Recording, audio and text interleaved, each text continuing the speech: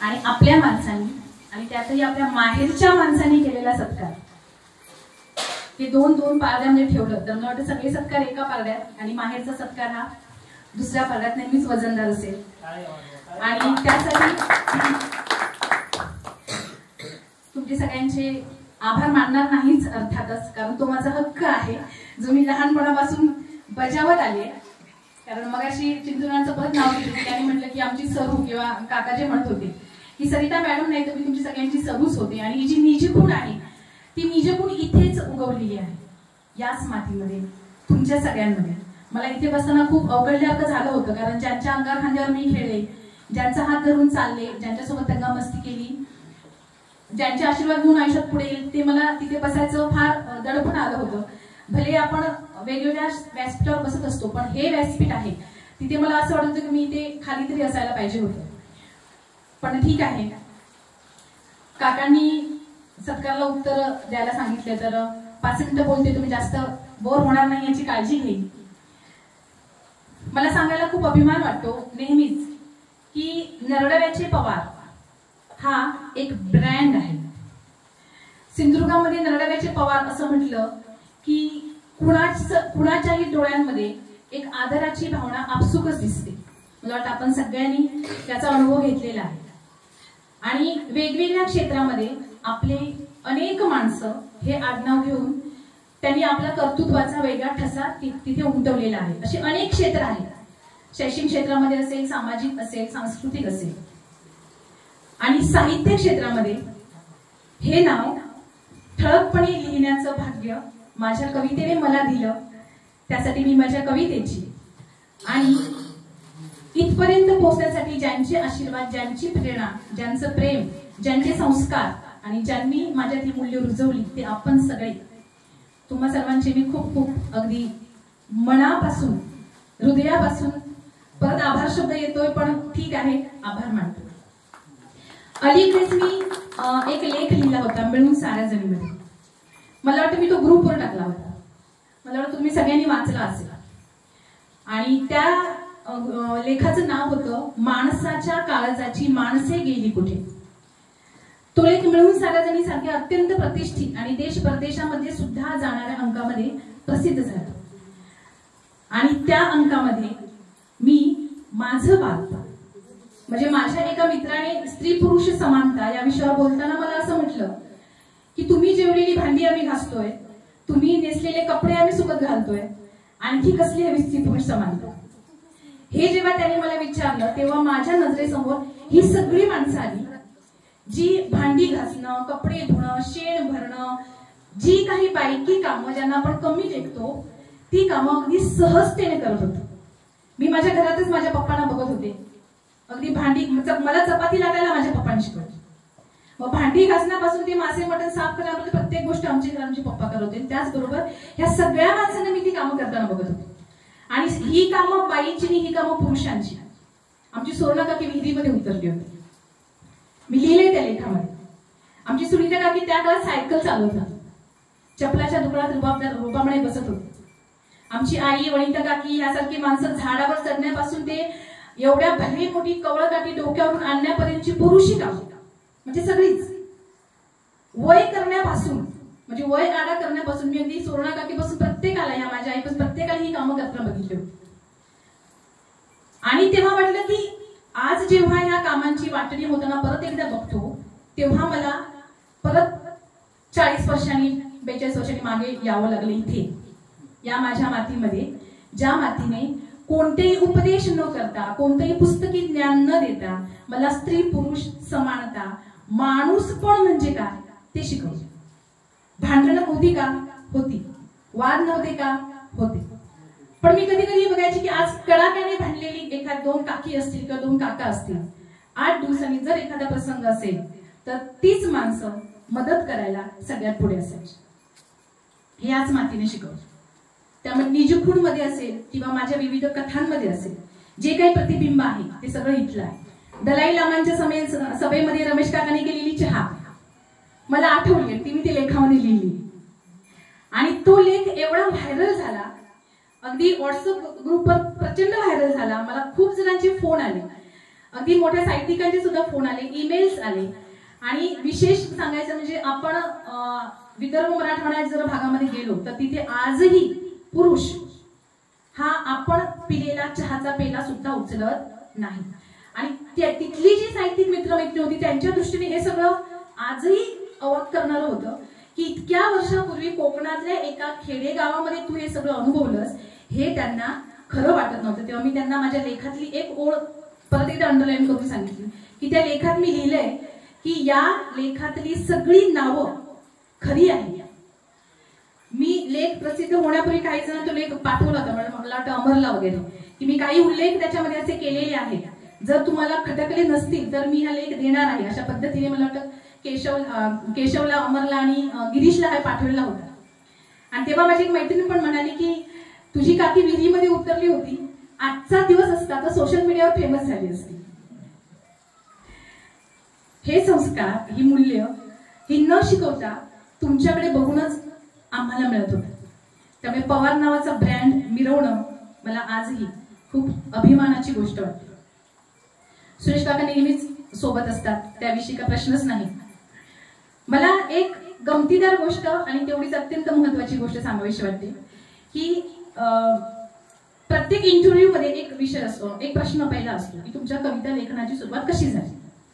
माझ्या नशिबाने मला लाभलेले माझे आई पप्पा आणि माझी भावंड ही अत्यंत युनिक आहेत. म्हणजे प्रत्येकालाच आपले आई वडील श्रेष्ठ वाटतात आणि असतातच, प्रत्येकाचे आई वडील श्रेष्ठ असतात. पण आमच्या घरामध्ये मी नेहमी म्हणायचे की जसं अन्न, वस्त्र, निवारा एवढीच पुस्तकं ही गरजेची आहे अशा पद्धतीचं वातावरण आमच्या घरामध्ये होतं. पुस्तकं यायची, वाचली जायची, पप्पा वेगळी पुस्तकं घेऊन यायचे, दिवाळी अंक आणायचे, त्याच्यात माझी मोठी भावंडे चर्चा करायची. लायब्ररीमधली जवळजवळ बहुतेक सगळी पुस्तकं माझ्या भावंडांनी सगळ्यांनी वाचतात. आमचा भाई होता तो एक्सपर्ट होता. आणि मग ही मोठी भावंड काय बोलायची, काय चर्चा करायची हे सगळं ऐकत ऐकतच मी मोठी झालेली होती. आणि आई शेतीच्या एवढ्या धबडग्यातनं सुद्धा त्यातलं एखादं पुस्तक कधीतरी चुलीकडे उघडून बसायची. म्हणजे इतकं पुस्तक महत्वाचं आहे हे मला तेव्हा समजलं. आणि यासोबतच तुम्ही सगळे परत येतो. मला आठवतं आपले बाबी काका तेव्हा सकाळी 6च्या गाडीने जे जायचे ते रात्री वस्तीच्या गाडीने परत यायचे. आणि मी त्यांच्या येण्याची वाट बघायची. काकी तुला आठवत असेल कशासाठी, ते त्यांना नवाकाळ पेपर घेऊन यायचे रोज. आणि मी काका आले रे आले की रात्र किती वाजले काही बघायचे नाही आणि मी त्यांच्या घरी जाऊन टपकायचे. आणि मला कधीही न कुरकुरता, न म्हणजे काय या पोराची रोज कटकट असं कधीही न म्हणता काकीने माझ्या हातात तो पेपर ठेवलेला आहे. आणि त्या नवाकाळमध्ये तेव्हा छोट्या छोट्या कविता यायच्या ज्या मी माझ्या डायरीत लिहून ठेवायच्या. तेव्हा मी कविता लिहिली नव्हती, पण हे संस्कार होते. सुरेश काका दुसरीकडे नोकरीला असायचे, तेव्हा शनिवार रविवार घरी यायचे आणि आले की मग त्यांचा पहिला प्रश्न असायचा आम्हाला, मग काय वाचलात, काय वाचन सुरू आहे, बरोबर ना काका. आणि मग आम्ही सांगायचो आम्ही हे वाचलं, आम्ही ते वाचलं. काका सांगायचे हा मग मी पण हे वाचलं. दलित साहित्याची पहिली ओळख मला काकांनी करून दिली की हे तुम्ही वाचायला पाहिजे. दलित साहित्य म्हणजे काय हे त्या वयामध्ये, शाळकरी वयामध्ये मला काकांमुळे समजलं. आबुणांना गृहशोभिका घेऊन यायचं आहे. आणि गृहशोभिका या अंकाची ओळख म्हणजे इतका सुंदर अंक असतो, इतका छान अंक असतो, अक्षरशः मी फडशा पाडायची त्या अंकाचा. विनोद आणि अमर यांचं घर म्हणजे माझं एक दुसरं घर होतं. तिथे येण्यासाठी मला वेळ काळाचं काही गरज नव्हती. काकीची मी लेकच होते दुसरी. आणि त्यामुळे मी कधी उठायचे आणि इकडे यायचे. आणि तेव्हा आम्ही छोटी छोटी पुस्तकं, जादूचा पंखा, जादूचं अमुक, जादूचं तमुक, अशी अनेक पुस्तकं गोळा करून ठेवलेली होती. आणि आम्ही वाचायचो. आणि इथे विनोदने तेव्हा विनोदाचा इतिहास त्यांनी सांगितलं असतं की एक छोटीशी लायब्ररीच आमच्यासाठी सुरू केलेली होती. मरेखा, महेंद्र, मी, प्रतिभा अशी आम्ही त्या वयाची जी मुलं होतो ती पुस्तकं वाचायसाठी अक्षरशः म्हणजे भांडणं पण व्हायची आमच्या पुस्तकांवरून. म्हणजे आता जशी मुलांची मोबाईलवरून भांडणं होतात तशी आमच्या पुस्तकांवरून भांडणं पण व्हायची की हे पुस्तक मला होते तू का घेतलास. मी हे मुद्दाम यासाठी सांगते की जेव्हा एवढा म्हणजे मी हे फक्त इथेच सांगत नाही तर मी जेव्हा जेव्हा इंटरव्ह्यू होतो त्या प्रत्येक इंटरव्ह्यू मध्ये मी जशी माझ्या आई वडिलांची, भावंडांची आठवण काढते तशीच त्या पूर्ण माझ्या माहेराची आठवण काढून तिथे मी हे अनुभव सांगत असते. आणि जेव्हा मला पहिला प्रश्न विचारतात की तुझ्या काव्य लेखनाची सुरुवात कशी झाली तेव्हा मी तो प्रसंग सांगते. जर माझा इंटरव्ह्यू ह्याच्या कोणी ऐकला असेल तर त्यांनी तो प्रसंग ऐकला असेल की त्याच्या आधी वाचन सुरू होतं, सगळं होतं, बरंचसं समजत होतं तुमच्या सगळ्या माणसांमुळे. आणि अशा वेळी 10वीची परीक्षा होती. 10वीची आपली परीक्षा कुठे असते?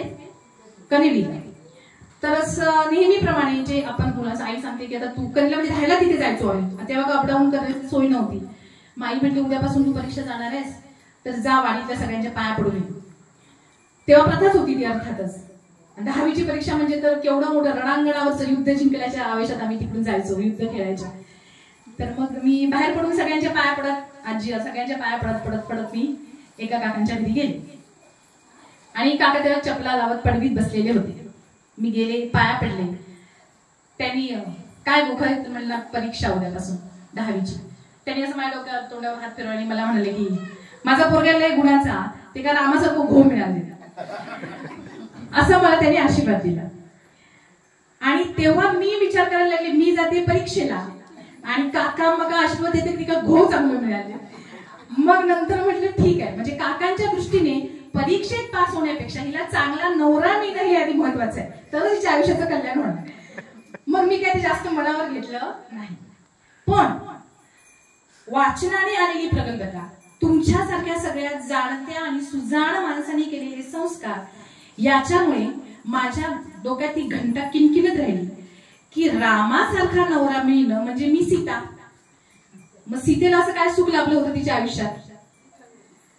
रामासारखा नवरा बाई आपल्याला अजिबात नको. आणि मग ते सारखं डोक्यात हे राहिलं की बाबा तो रामाने पत्नी म्हणून सीतेला कोणतं आणि रामायण बघितलेलं होतं तेव्हा, बाकी रामाविषयी काही माहित नव्हतं, वाचलं नव्हतं. पण आई म्हणजे गालाला अशी हात लावते रामाविषयी बोलते म्हणून असेल. पण ही जी पुराण आहेत, पुराण कथा आहेत, त्यांच्यावर सुद्धा आपण रोज नजरेने पाहण्याचे संस्कार सुद्धा तुम्हीच आम्हाला दिलेले आहेत. तर तेव्हा मी असा विचार केला की अरे ते सीतेने अग्निती उभे केलं, तिला वनवासात पाठवलं, तिला आणखी जे काही अत्याचार सहन करावे लागले, त्यामुळे असला बाबा नवरा आपल्याला काही नको. आणि मी परीक्षा झाल्यानंतर जेव्हा घरी आले, माझं वय वर्ष होतं 15, आणि तेव्हा मी ओळी लिहिल्या की नमस्कारासाठी वाकल्यावर आशीर्वाद मिळाला, जोडा नांदो राम सीतेसारखा. नमस्कारासाठी वाकल्यावर आशीर्वाद मिळाला, जोडा नांदो राम सीतेसारखा. ऐकूनच मन चरकलं, गात्र आक्रंदलं, नाही रामासारखा पती आणि मी सीता हवेच कशाला तिला. आणि पुढे ती कविता माझ्या ह्याच्यामध्ये आहे की असा पती ज्याने अग्निदिव्य करायला लावलं, ज्याने वनवासाला पाठवलं, आणि असा पती आपल्याला का नको? तर जो लोकांनी नावं ठेवलं म्हणून आपल्या बायकोला वनवासाला सोडून देतो, तर तो आपल्याला कसा सुखी ठेवेल? तर हे जे पुरुषी जे काही आपल्यावर लादलेलं गेलेलं आहे ते आपण विसरायला पाहिजे. आणि आपण स्वतःची ओळख स्वतः निर्माण केली पाहिजे. त्या शेवटी असं कवितेची शेवट आहे की मला व्हायचंय स्वयंसिद्धा. तर ती स्वयंसिद्धा कविता माझ्याकडून तेव्हा लिहिली गेली. मी लिहिताना ती कविता म्हणून लिहिली नव्हती, ऍक्च्युली एक स्फुट असं मनात, जसे आता मी तुम्हाला जसं बोलले तसे जे काही मनात विचारलं तसं मी ते लिहत गेले. आणि अर्थातच ज्याप्रमाणे म्हटलं की माझी मोठी भावंड हा माझा एक खूप मोठा प्रेरणास्रोत होता. आणि तेव्हा माई आहे आमची सीमा, तर ती तेव्हा लिहायची. तर तिने ते वाचल्याने म्हटलं अगं ही तर कविता, ही तर तू कविता लिहिलीस. आणि तेव्हा लक्षात आलं हो ही कविता आहे. मग मी जिल्हाभरातला कवी संमेलन जायला लागले आणि जायचे तिथे हीच कविता वाचायचे. आणि त्या कवितेला मला वाटतं 20 का 30 प्रथम क्रमांकाची पारितोषिकं तेव्हा मिळाली. जाईल त्या संमेलनामध्ये तीच कविता मी वाचायचे. आणि तिथे एक वेगळा विचार मांडला गेला रामाविषयीचा, म्हणून असेल परीक्षक मलाच प्रथम क्रमांक द्यायचे. आता तुमच्या मनात एक प्रश्न नक्कीच आला असणार की असे कोणते काका ज्यांनी तुला आशीर्वाद दिला? तर ते होते आपले वसंतदादा. आणि तुम्हाला आठवत नसेल वसंतदादा ही गोष्ट, पण मी सदैव त्यांची ऋणी ह्यासाठी राहते. मी नेहमी हे करते की ज्या निर्मळ मनाने त्यांनी मला जो आशीर्वाद दिलेला होता, ज्या भावनेने की माझ्या लेकीचं चांगलंच व्हायला पाहिजे, पुढच्या आयुष्यात तिचं कल्याण व्हायला पाहिजे. तर राम आपण एक सर्वगुण संपन्न असा पुरुषोत्तम मानतो, आणि असा पुरुषोत्तम तिच्या आयुष्यात यायला पाहिजे असं वाटणारे, आमच्या वडिलांच्या जागी असणारे आपले काका, त्यांनी तो आशीर्वाद दिला. आणि एक विचारचक्र सुरू झालं आणि माझ्याकडून काहीतरी लिहिलं गेलं. मी प्रतिभाला हे प्रसंग सांगितला होता आणि त्यामुळे नेहमी इंटरव्ह्यू मध्ये मी तो उल्लेख करते वसंतदादांचा. म्हणजे मला हे म्हणायचंय की निजूखून मी जी म्हणते की इथली आहे, तुमची सगळ्यांची आहे, माझ्या एकट्याची नाही. तुम्ही जे विचार दिले, तुम्ही जे संस्कार दिले, तुम्ही ज्या मायेने मला वाढवलं, कारण माहिती आहे मी तुम्हा सगळ्यांची सरू होते, सर्ग्या होते, पण मी तुमचे सगळ्यांचीच होते. मला आई मला म्हणते तू रात्री 9-10 वाजेपर्यंत फिरत असायचीस, आज ह्याच्या घरी उद्या त्याच्या घरी, आणि 10 वाजता सगळ्या बातम्या गोळा करून तू घरी यायचीस. म्हणजे हे प्रेम तुमच्या सगळ्यांनाच नाही मिळालं, ते जे मला मिळालं. बरोबर आहे ना बहिणी? काकी तुझी मगाशी मी आठवण काढली, मी लेखामध्ये लिहिलं होतं की त्या काळामध्ये सायकल चालवणारी आमची सुनीता काकी, आणि हो, आणि चप्पलच्या दुकानात रुबाबात बसणारी, म्हणजे ज्या काळामध्ये बायकांना अजूनही काही सरंजामी मानसिकतेमध्ये बाहेर पडू दिलं जात नाही, दुकानात बसण्याच्या गोष्टी करू दिल्या नाही, त्यावेळीची ही गोष्ट आहे, म्हणजे 50 वर्षापूर्वीची. आणि त्यामुळे त्याचा खास उल्लेख मी तुम्हा सगळ्यांचा अत्यंत कृतज्ञ, मला वाटतं बहुतेक सगळ्यांचे उल्लेख आलेले आहेत. अगदी चिंतूदाना असेल, माझ्या बरोबरचे प्रकाश असतील, अनिल, प्रमोद, या सगळ्यांचे उल्लेख त्या लेखामध्ये आले की आम्ही विहिरीवर पाणी भरण्यापासून ते नदीवर कपडे धुण्यापर्यंत, डोऱ्यावर सुद्धा आम्ही कपडे धुवायला, डोऱ्यावर कपडे धुवायला पण हे पण आमच्या बरोबर असायचे. ढोरं टाकायला पहिले आणि आम्ही सगळे एकत्र जायचो. तर ह्या सगळे हे जे सगळे संस्कार आहेत ते इथले आहेत. त्या कवितेला प्रत्येक शब्द आणि शब्दामागे तुमच्या सगळ्यांचा आशीर्वाद आहे.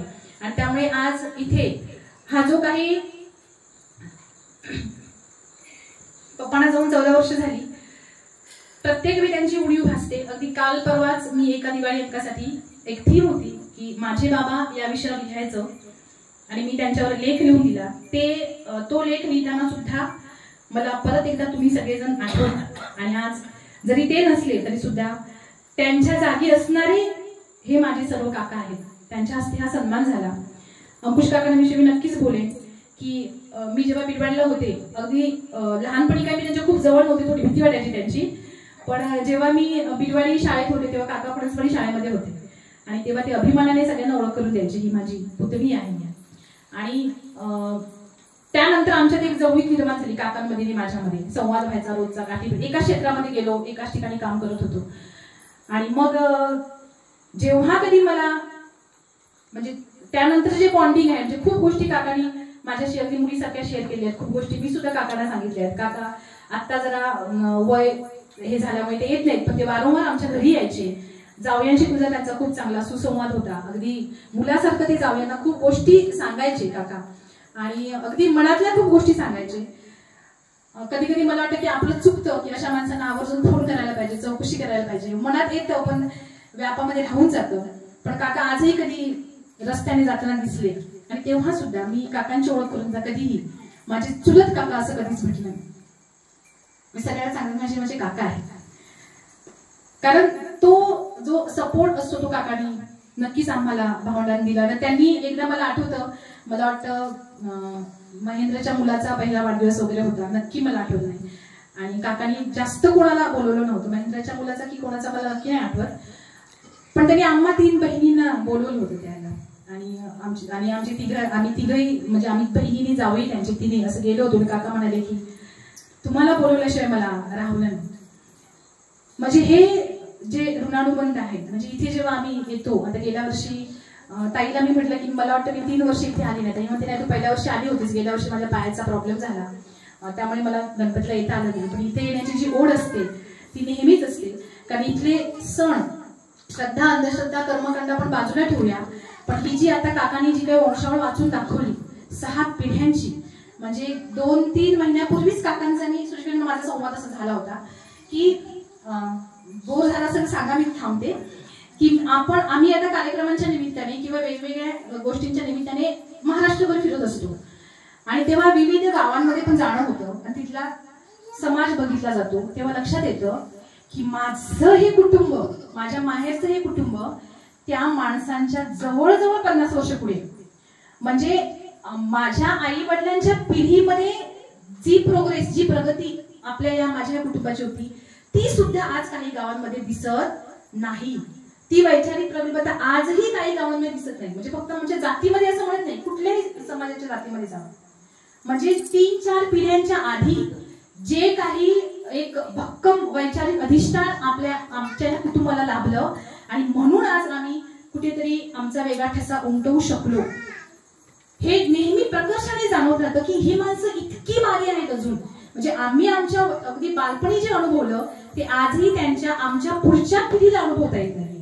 म्हणजे त्यांची जी आमच्या पुढची पिढी असेल त्यांना अजून अनुभवता येत नाही. मध्ये शिक्षण असेल, मध्ये संस्कार असतील, मध्ये वैचारिक दृष्ट्या असेल काही, किंवा समाजाशी जोडलं जाणं, जगाशी जोडलं जाणं असेल, हे काहीही आढळत नाही. आणि म्हणून तुम्हा सर्वांचे कृतज्ञता मनाशी कायम राहील. माहेरची ओढ सुद्धा मनाशी अर्थातच कायम राहील. जेव्हा लग्न होऊन पहिल्या वर्षी सासरी गेले होते तेव्हा मला कुठलाच सण वाटला नव्हता, कारण सासरला नावं ठेवत नाहीये एवढ्यासाठी, कारण आपल्या या सणाला 100-200 माणसांशिवाय आमचे सणच साजरे व्हायचे नाही. म्हणजे नागपंचमी जरी साधी असली तरी आम्ही फुगड्या घालण्यापासून तो जो हैदोस करायचो. आणि तिथे गेलो आम्ही मोजून 6 टक्के घरात होतो आणि आमचा गणपती साजरा झालेला होता. त्यामुळे हे संस्कारांचं, समाजशीलतेचं हे जे लेणं आहे तुम्ही भरभरून सगळ्यांनी पदरात दिलेलं आहे. आम्हा सर्व माहेरवाशिनींचं दिलेलं आहे. आणि मी एक उल्लेख करेन, 2-3 सुना मला दिसत आहेत की तुम्ही पवारांच्या सुना आहात. हे तुमचं खूप मोठं सुदैव आहे आणि तुम्ही हा मोठा वारसा पुढे घेऊन नक्कीच जाल. नवीन पिढी कशी काम करते हे आपण पाहतोच आहोत. अभिमान वाटावा असं सगळी आहेत. अमर आहे. नितीनचं तर काम मी बघतेच आहे, त्याला कधी शिव्या पण देते. पण कलमठ सारख्या एका शहर वजा ग्रामपंचायतीमध्ये तो ग्रामपंचायत सदस्य आहे. म्हणजे जिथे फार मोठा एक टकराव असते, राजकारण्यांची जी काही काय म्हणतात त्याला रस्सीखेच असते, अशा ठिकाणी आपला एक भाऊ तिथे प्रतिनिधित्व करतो. ही आमच्यासाठी खूप अभिमानाची गोष्ट आहे. तुम्ही सगळेजण आपापल्या परीने आपापल्या क्षेत्रामध्ये यशस्वी आहात आणि खूप छान काम सुद्धा करताय. आम्हाला अभिमान वाटावा असा तुम्हा सगळ्यांचे परत एकदा ऋण व्यक्त करते, कृतज्ञता व्यक्त करते आणि थांबते. Thank you so much.